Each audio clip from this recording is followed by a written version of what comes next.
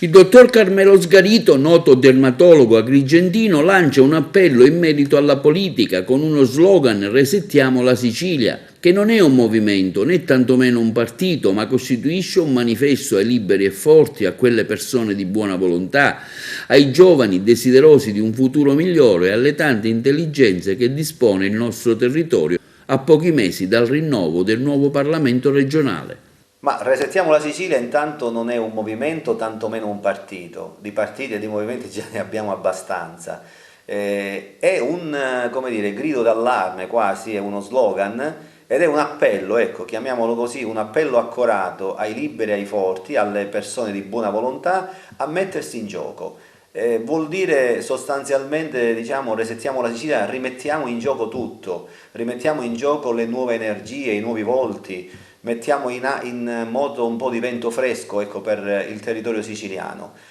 Lo dico perché non è possibile assistere inermi ad una desertificazione che c'è in corso nella nostra isola, per cui le intelligenze, le risorse umane più importanti, più pregiate, vanno via, fanno un biglietto di sola andata per il settentrione o per i paesi stranieri, ed in Sicilia cosa rimane? Rimane il vuoto, rimane il deserto.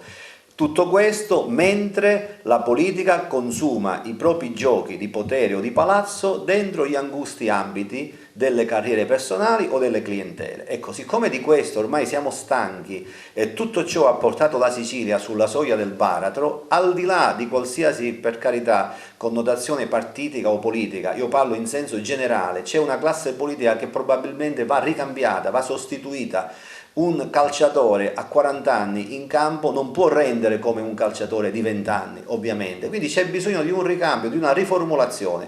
Per cui ho inteso io, ecco, lanciare questo appello alla società civile dicendo scendiamo in campo tutti, perché ci sono in Sicilia, come dire, in tutti gli schieramenti, risorse importanti che devono spendersi per questo territorio. Non è possibile fermarsi, diciamo così, alla protesta comunque o a mezzo social o diciamo così tra amici a contestare la classe politica siciliana e nazionale. Mettiamoci la faccia, abbiamo il coraggio di farlo. Ecco, resettiamo la Sicilia vuol dire questo, rimettiamo in gioco tutto, azzeriamo un po', ecco, le cose e cerchiamo di fare la politica per il territorio, perché se oggi vediamo che non appena cade un po' d'acqua, diciamo così, le nostre strade diventano fiumi, certamente la domanda si pone: per quale motivo? Perché, ripeto, la politica ha sacrificato il territorio a vantaggio di quelle che sono state le scalate, diciamo, verso i seggi, verso gli scranni di Roma o di Palermo. Ecco, è l'ora, dico io, di invertire questo senso di marcia, di guardare il territorio, perché se no nell'arco di poco tempo la Sicilia diventa veramente un deserto.